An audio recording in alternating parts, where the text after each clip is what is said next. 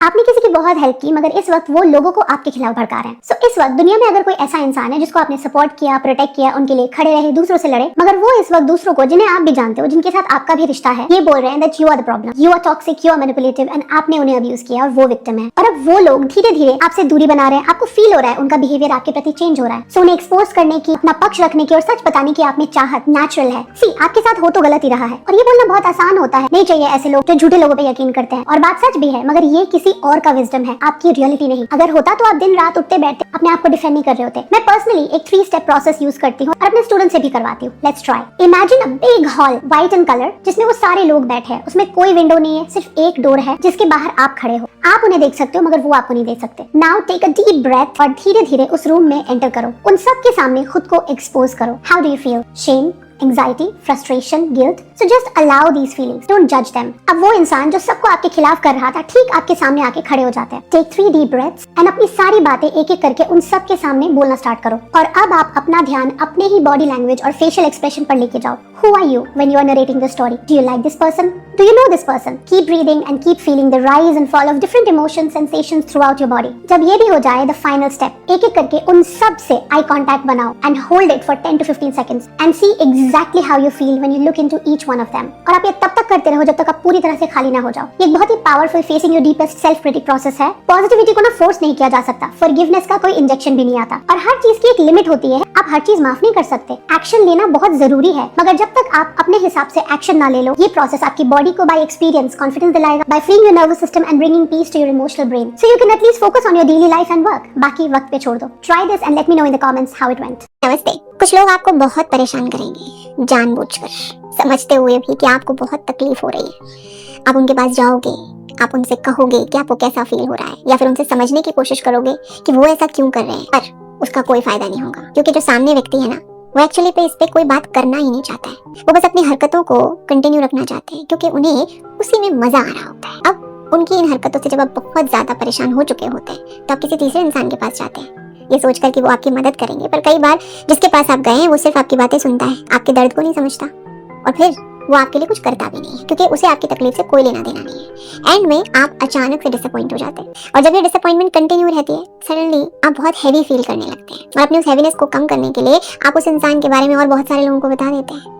अब यहाँ पर आप तो अपने दिल का बोझ हल्का कर रहे होते हैं, पर जिनको आप बता रहे हैं वो लोग आपके बारे में एक अलग पिक्चर बनाने लगते हैं। उन्हें लगता है आपका नेचर बड़ा कंप्लेनिंग है, आप जब देखो उनके बारे में कंप्लेन ही करते रहते हैं। फिर क्या होता है कि लोग आपको उस व्यक्ति की तरह देखते हैं जिसको प्रॉब्लम है। अब यहाँ पर ना स्क्रिप्ट चेंज हो जाती है। क्यों? क्योंकि वो जो इंसान आपको असल में परेशान कर रहा है, वो आपके बारे में कहीं बात नहीं कर रहा है, लेकिन आप उसके बारे में सबको बता रहे हो, और उसी के चलते लोग आपको कल्प्रिट और उसको विक्टिम समझ लेते हैं, क्योंकि लोग सोचते हैं यार वो तो कभी नहीं आता बताने के लिए, उसे तो कभी कोई प्रॉब्लम नहीं है, सारी प्रॉब्लम इन्हीं को ही है, जब तक वो आ जाते हैं एक और नई शिकायत लेके। इसलिए याद रखिए, ऐसी सिचुएशन में कभी भी इस तरह की गलती मत कीजिएगा। जितना हो सके उस प्रॉब्लम को, उस तकलीफ को अपने तक ही रखो, या फिर उस इंसान को बताओ जो आपका इम्पोर्टेंट पर्सन है, आपकी लाइफ में प्रायोरिटी है, जो आपके दर्द को समझेगा और आपको उसके प्रति कोई समाधान देने की कोशिश करेगा। तो याद रहे, ऐसे ही सबको अपनी तकलीफ बताकर अचानक से खुद को कल्प्रिट और किसी और को विक्टिम बनाने की गलती नहीं करनी है। Keep smiling, keep shining. नमस्ते।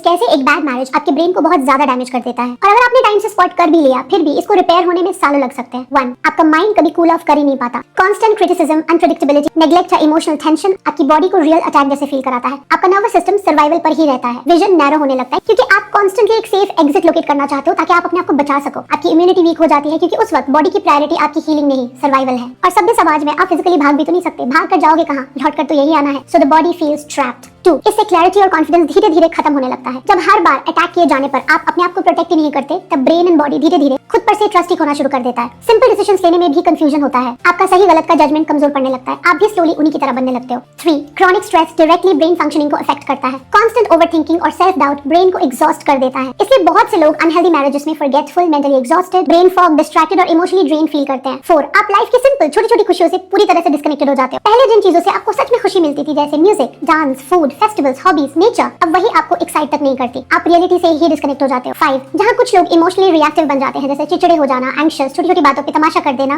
वही कुछ लोग पूरी तरह से नम हो जाते हैं, चुप हो जाते हैं, अपने आप को एक्सप्रेस करना ही बंद कर देते हैं। और ये दोनों ही क्लियर साइंस हैं उनका नर्वस सिस्टम बहुत टाइम से स्ट्रेस हैंडल कर करके अब टूटने लगा है। माइंड, बॉडी, ब्रेन को हेल्दी, बैलेंस्ड और एलिवेटेड रखने के लिए हर किसी को अपने आसपास एक सेफ माहौल जरूरी चाहिए। इंसान डिजाइन ही नहीं है उस एनवायरनमेंट में हील करना जहां उन्हें बार बार चोट पहुंचाया जा रहा हो। सो आपको अपनी हीलिंग अपने हाथ में लेनी होगी। अपने अंदर और आसपास सेफ स्पेस बनाओ, खुद को परमिशन दो, किसी का वेट मत करो and start simple. Every morning basic body stretching, 3 minutes of deep breathing, then slowly turn inwards with your breath through your 5 senses, followed by sitting gently with your thoughts so the tsunami of surface level thoughts settles down. Now journal about your feelings and goals and how to achieve them. So now you can take action on them one by one. Do tell us in the comments what's the first action you're going to take as your commitment to change.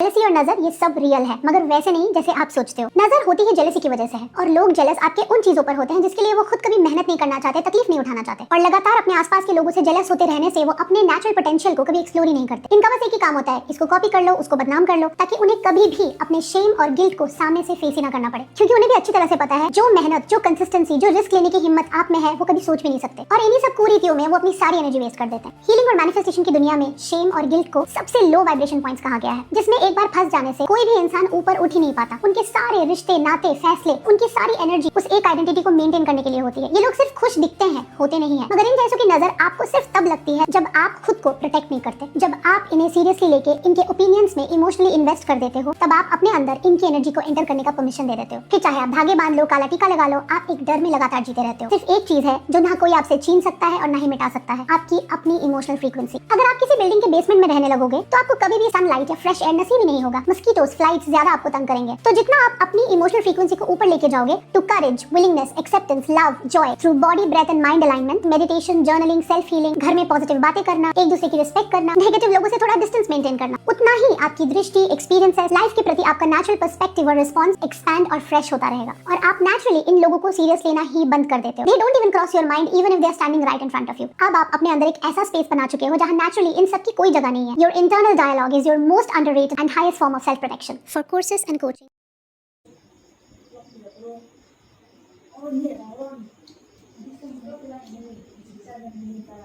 जो behaviour आप tolerate करते रहते हो वही आपका standard बन जाता है, और ये एक animal level basic behavioural skill है। कोई भी कमजोर जानवर अकेले किसी ताकतवर पर हमला करता ही नहीं है, उन्हें पता होता है सामने कौन खड़ा है। तो अब सोचो, वो लोग जो आपको बार बार नीचा दिखाते रहते हैं, आपकी इंसल्ट करते रहते हैं, क्या वो उस इंसान के मुंह पे इंसल्ट कर पाएंगे जो समाज में हाईली रिस्पेक्टेड हो? और इन्होंने ना आपके साथ भी पहली मुलाकात में ऐसे बिहेव नहीं किया होगा, इन्होंने थोड़ा थोड़ा करके पहले आपको टेस्ट ही किया होगा। अगर आप भी थोड़ा थोड़ा करके आपके सहने की लिमिट को बढ़ा देते हो तो वो भी अपने इंसल्ट के लेवल को बढ़ा देते हैं। अब जिस दिन आपकी बस हो जाती है, क्योंकि लिमिट तो सबकी होती है, आप एक्शन ले लेते हो तो पहले तो उन्हें अनबिलीवेबल लगता है, मगर इन्हें पता भी है कि अकेले आपका कुछ कर नहीं सकते, तो अब वो दूसरों को भी आपके खिलाफ करने लगेंगे। Your reaction is now labelled as abuse. मगर याद रखना, गीदड़ को ना झुंड चाहिए शिकार करने के लिए, और उनके झुंड में आपको कभी शेर चीते नहीं मिलेंगे, उन्हीं के जैसे गीदड़ ही मिलेंगे। तो अब चाहे आपको कितना भी बुरा क्यों ना लगे, सबसे पहले ये मान लो आपसे इंसान पहचानने में चूक हुई, एंड इट्स ओके। बट अब बस, from now on stop tolerating that first casual insult, that second controlling text, that third dismissing you in a group. चेतावनी दो, कॉन्सिक्वेंसेस डालो, और ग्रुप के बीच में खड़े होके बोलो, अगर मैं आपको ये कहती या कहता तो आप क्या करते? और तब तक वहां से मत हिलना जब तक उनका जवाब ना मिल जाए। ये एक स्टेप आपको शेम, गिल्ट और दबे हुए एंगर से सीधा बाहर निकाल देता है। A simple act of courage is sometimes your biggest healing tool. नमस्ते। पता है, कभी कभी हमसे सबसे ज्यादा नफरत करने वाला इंसान वो होता है जिसे हमने सबसे ज्यादा प्यार किया होता है, जिसके लिए हमने सबसे ज्यादा सहा होता है, जिसे सबसे ज्यादा दिया होता है। कभी भी कोई ऐसा व्यक्ति जो हमें ज्यादा जानता नहीं है, वो हमें नापसंद कर सकता है, लेकिन वो हमसे नफरत नहीं करता है। क्यों?